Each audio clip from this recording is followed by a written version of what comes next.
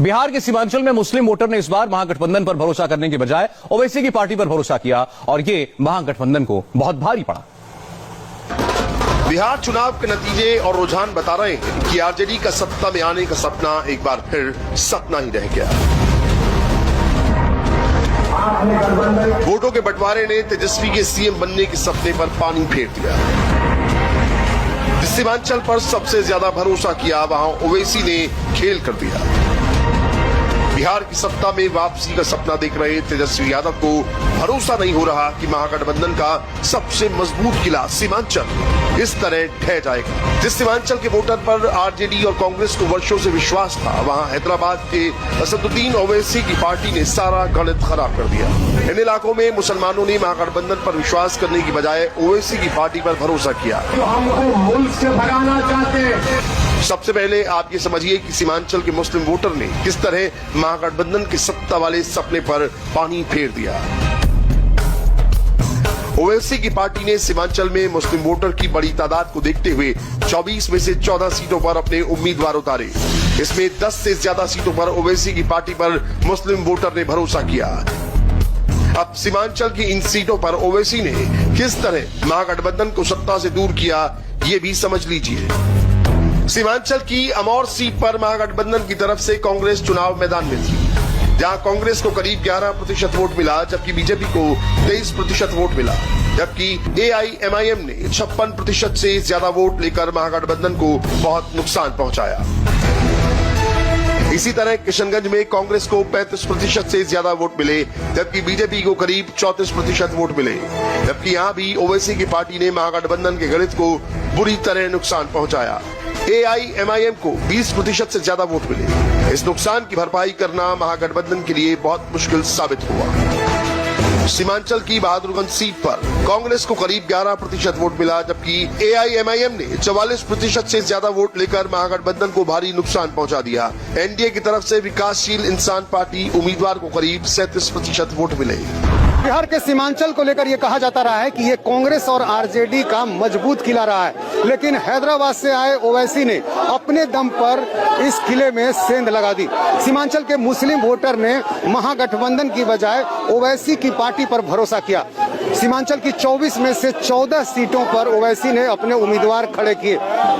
इनमें से अधिकांश उम्मीदवारों ने महागठबंधन के वोट काटे और इस वजह से एनडीए की लड़ाई और आसान हो गई। महागठबंधन की सत्ता वाले अरमानों पर पानी फेरने वाली ओवैसी की पार्टी पर मुस्लिम वोटर ने ज्यादा भरोसा किया। बिहार चुनाव में ओवैसी ने सीमांचल के इलाके में सीएए और एनआरसी को चुनावी मुद्दा बनाया, जिस पर मुस्लिम वोटर महागठबंधन से छिटक कर ओवैसी के पास पहुंच गया। हालांकि असदुद्दीन ओवैसी के पास बिहार चुनाव में खोने के लिए कुछ नहीं था, लेकिन जीत की उम्मीद वाले महागठबंधन ने सीमांचल में बहुत कुछ खो दिया। सीमांचल के आंकड़े बता रहे हैं कोचाधमान सीट पर मुस्लिम वोटर ने आरजेडी के बजाय ओवैसी पर भरोसा जताया है। यहां आरजेडी को सिर्फ 7% के आसपास वोट मिला है, जबकि एआईएमआईएम को 56% से ज्यादा वोट मिला है, जबकि जेडीयू करीब 29% वोट हासिल करने में कामयाब रही है। इसी तरह बैसी विधानसभा सीट पर भी हैदराबाद के भाईजान वोटर को अपनी तरफ करने में कामयाब रहे। यहाँ ओवैसी की पार्टी ने 30% से ज्यादा वोट लेकर आरजेडी को बड़ा नुकसान पहुंचाया। आरजेडी को यहाँ सिर्फ 19.76% वोट मिला, जबकि बीजेपी ने 37% से ज्यादा वोट हासिल किए। सीमांचल में जो हुआ वो किसी ने नहीं सोचा था। सीमांचल में कमल खिल गया। लालू की पार्टी आरजेडी जिस सीमांचल को अपना गढ़ समझती थी, वहाँ सबसे बड़ा उलटफेर हो गया।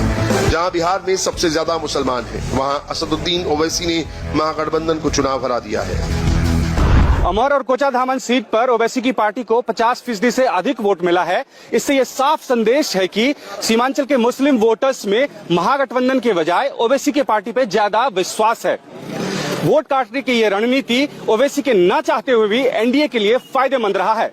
लेकिन अब आरजेडी और कांग्रेस को तय करना है कि नाराज मुस्लिम वोटर्स को कैसे मनाया जाए। हालांकि ठाकुरगंज में आरजेडी को 39% वोट मिले, लेकिन ओवैसी का उम्मीदवार नहीं होता तो यह आंकड़ा 50% के आसपास पहुंच सकता था। ओवैसी की पार्टी ने ठाकुरगंज में करीब 16% वोट लेकर महागठबंधन की ताकत को तोड़ दिया। भले ही यहाँ जेडीयू को करीब 7% वोट मिला हो, लेकिन आरजेडी की सफलता को पीछे खींचने का काम ओवैसी ने किया है। नरपतगंज की सीट पर ओवैसी की पार्टी को सिर्फ 5.3% वोट मिलता हुआ दिखाई दे रहा है, लेकिन ये मामूली सा दिखने वाला 5% महागठबंधन पर बहुत भारी पड़ा है। आरजेडी को इस सीट पर लगभग 35% वोट मिला है, जबकि बीजेपी करीब 47% वोट लेने में कामयाब रही। हैरानी की बात यह है कि सीमांचल में जहां 4 जिलों में मुसलमानों की आबादी 40 से 70% तक है, वहां एनडीए की जीत दिखाई दे रही है। इस जीत में ओवैसी का ना चाहते हुए भी बड़ा हाथ है। मुसलमानों के वोट बंटने की वजह से बीजेपी आगे निकल गई। ऐसी कई सीटें हैं जहां एआईएमआईएम को 30% से ज्यादा वोट मिले हैं। सीमांचल में महागठबंधन का एमवाई फैक्टर में से एम काम नहीं कर पाया और इसकी सबसे बड़ी वजह बने असदुद्दीन ओवैसी। ओवैसी ने सीमांचल में ऐसे सीटों से अपने कैंडिडेट्स दिए जहां मुसलमान वोटर्स की संख्या सबसे ज्यादा थी। हालांकि मुसलमान वोटर्स में बड़ा कंफ्यूजन था। यही वजह था कि आधा वोट एमआईएम को गया जबकि आधा वोट महागठबंधन को, और इसी वजह से बीजेपी की राह सीमांचल में आसान हो गई। 2015 में कांग्रेस ने सीमांचल में अकेले 9 सीट जीती थी। तब जेडीयू को 6 और आरजेडी को 3 सीट मिली थी, लेकिन कांग्रेस और आरजेडी सीमांचल में 2015 वाला प्रदर्शन नहीं दिखा पाए, और इसकी बड़ी वजह ओवैसी ही है, जिन्होंने महागठबंधन के सत्ता वाले सपने को बहुत मुश्किल बना दिया है। बहरहाल अब ओवैसी की पार्टी ने जो नुकसान किया महागठबंधन का, उसका नतीजा आपको दिखाई दे रहा है कि एग्जिट पोल्स और तमाम विश्लेषक जिस महागठबंधन के अपने दम पर क्लियर मेजोरिटी पाने की बात कर रहे थे, वो 115 पर है फिलहाल, 120 पर एनडीए। फासला 5 सीटों का ही केवल है, और पिछले कुछ मिनटों में एनडीए की टैली जो है वो धीरे धीरे कम हुई है। एक वक्त अब ये 120 के भी नीचे चली गई थी, वापस 120 पर आई है। 122 आपको बता दें वो मैजिक फिगर है, वो हाफ वे मार्क जहां पर सरकार बनती है, उससे 2 सीट दूर है एनडीए और 5 सीट दूर है महागठबंधन। इसलिए ये अन्य जो है ये बहुत अहम हो जाते हैं। इसमें 5 सीटें असदुद्दीन ओवैसी की पार्टी एआईएमआईएम की हैं, जो अगर जरूरत पड़ी तो हो सकता है महागठबंधन का साथ दे, बहुत मुमकिन है ये। और इसके अलावा जो बाकी 3 निर्दलीय हैं वो एनडीए के करीबी बताए जा रहे हैं, वो बीजेपी के करीबी बताए जा रहे हैं। तो इस लिहाज से दोनों ही पार्टियों का जो गणित है वो अभी भी बैठ सकता है ठीक। अब अगर अब भी 1-2 सीटें इधर उधर हो जाती हैं तो आप समझिए कि ये अभी पारी किसी भी ओर गिर सकती है, किसी भी ओर जा सकती है। अब आपको हम फिलहाल बीजेपी दफ्तर लेकर चलते हैं दिल्ली।